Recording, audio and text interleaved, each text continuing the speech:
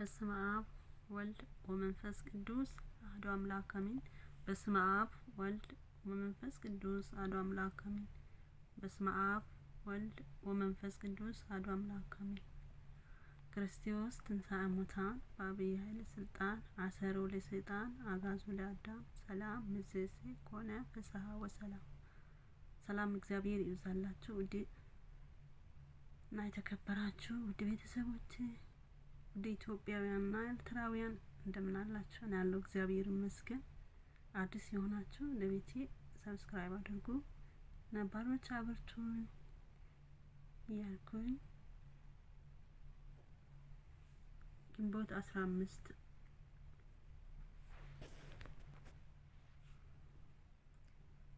ወር በገባ በ15 የውዳሴ ማርያምን ደራሲ የሶርያዊ የቅዱስ ኤፍሬም ወራዊ መታሰቢያ ነው። እንኳን አደረሳችሁ። አባቱ የጣዖት ካህን ነበረ። አባታችን ቅዱስ ኤፍሬም የተወለደው በ306 ዓመተ ምህረት ነው። በሜሶፖታሚ ውስጥ በምትገኝ ንጽብት በተባለች ቦታ ነው። ይህችም ቦታ ከ318ቱ ሊቃውንት አንዱ የነበረው የቅዱስ ያዕቆብ ሀገር ስብከት የነበረች ናት። ቅዱስ ኤፍሬም ተወልዶ ባደገበት ሀገር ንጽብን ጵጵስናንን የሾመው ቅዱስ ያዕቆብ የሚባል ታላቅ ሰው ነበረ። እርሱም የሰማዕትነት፣ የሐዋርያነት፣ የጽድቅነት እና የሊቅነት ግብር ያለው አባት ነው። ቅዱስ ኤፍሬም ይህ አባት ሁልጊዜ ሲያስተምር ይሰማው ነበርና በስብከቱ ተማረከ። የእግዚአብሔር መንፈስ አስመልክቶ ወደ ቅዱስ ያዕቆብ ሄዶ ትምህርተ ክርስትናን ተምሮ የተጠመቀ ሲሆን ከወላጆች ጋር የኖረው እስከ 10 ዓመት ብቻ ነው።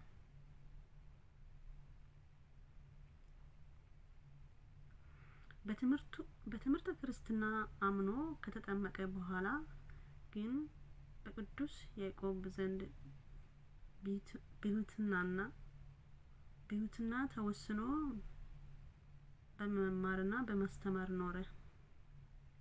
ከዚህም በኋላ በጾም በጸሎት እየተጋደለ ሲኖር የመንፈስ ቅዱስ ጸጋ አደረበት።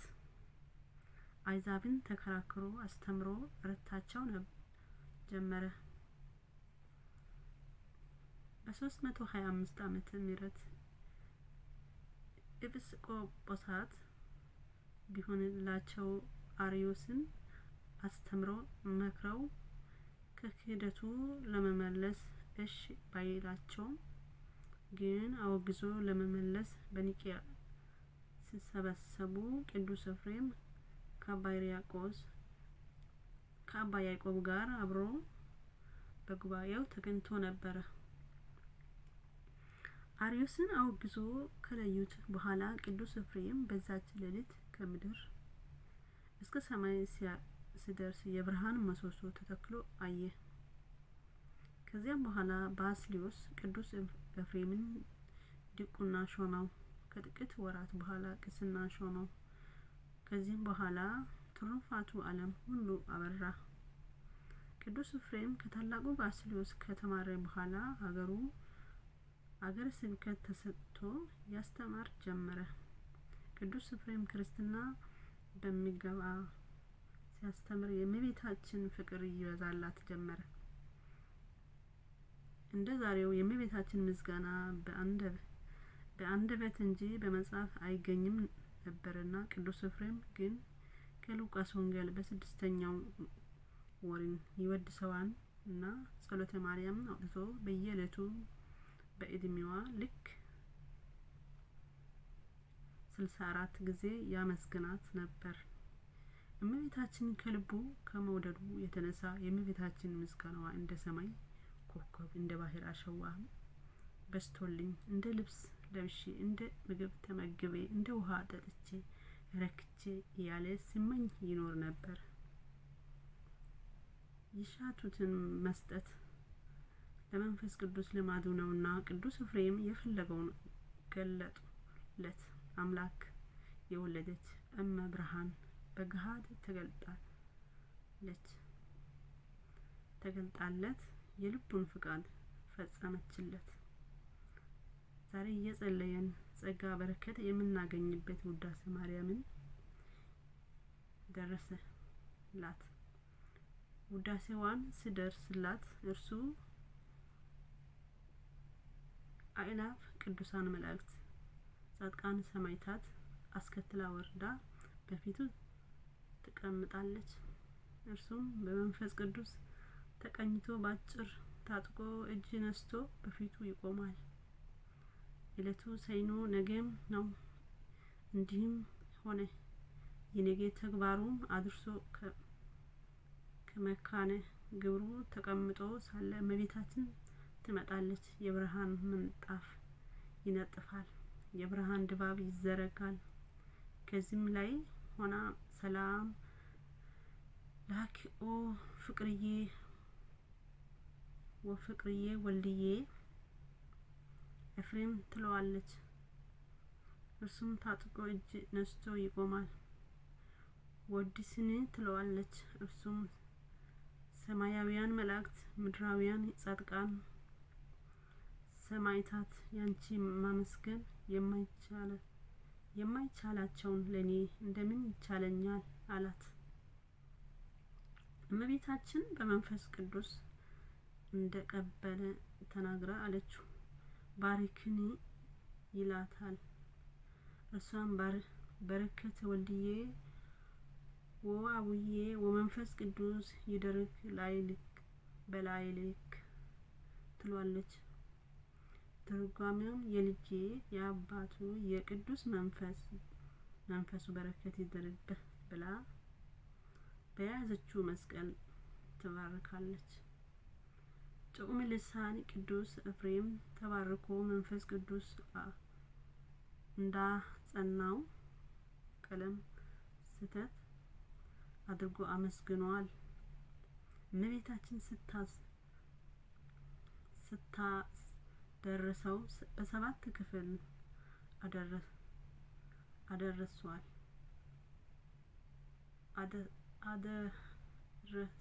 አደረሰችው።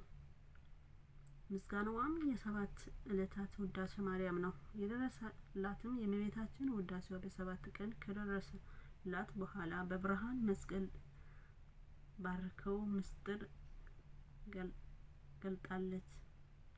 ገልጣለት አረገች። ቅዱስ ኤፍሬም ከዚያ በኋላ አቤቱ የጸጋ ማዕከል ግታልኝ እስከሚል ድረስ ከእመቤታችን ውዳሴ ሌላ 14,000 ድርሳናት ተግሳጻት ደርሷል። ብዙ ድርሰቱን መላእክት ደብቆታል፣ ወስደውም ለምስጋና ተጠቅሞበታል። ቅዱስ ኤፍሬም የደረሳቸው የነዚያ የሰባት ዕለታት የውዳሴ ማርያም ዜማቸው ቅዱስ ያሬድ ደርሶለታል። እርሱም አክሱም ጽዮን እየተሳለሟት ሳለ የብርሃን እናት እመቤታችን ተገልጣ ቅዱስ ኤፍሬምና ቅዱስ አባ ሕርያቆስ በአካል ነፍስ አምጥታ ድርሰታቸውን ቅዳሴያቸውን ያሰሟታል። ቅዱስ ያሬድ በመልክ እያደረገ ዜማውን ደረሰው። ቅዱስ ያሬድ ዜማውን ሲጨርስ የብርሃን እናቱ እመቤታችን በያዘችው የብርሃን መስቀል ባርከው ተስፋውን ነግራው አረገች። አባታችን ቅዱስ ኤፍሬም መልካም የሆነው ገድሉን በፈጸመ ጊዜ ጌታችን እመቤታችን ቅዱሳን ሰማዕታት ሁሉ አስከትለው ተገልጦለት ቃል ኪዳን ከሰጠው በኋላ በ370 ዓመተ ምህረት በ70 ዓመቱ ኤዲስ በተባለች በዓት ውስጥ በሰላም በሐምሌ 15 ቀን አርፏል። የጽሑፉ ምንጭ መዝገበ ቅዱሳን መጽሐፍ ለቅዱስ ኤፍሬም፣ ለአባ ሕርያቆስ፣ ለቅዱስ ያሬድ፣ ለአባ ጊዮርጊስ ዘጋስጫ የተለመነችው እመቤታችን ድንግል ማርያም ለእኛም ትለምነን ማስተዋልን ታድለን። አሜን አሜን። ወስብሐት ለእግዚአብሔር ወላዲቱ ድንግል ወለመስቀሉ ክብር። ይቆየን። ስራክ ተክለ ጻድቅ የተዋሕዶ ልጅ ገጽ ቃለ ሕይወት ያሰማልን። ቅዱሳን በረከታቸው ይደርብን። አሜን አሜን።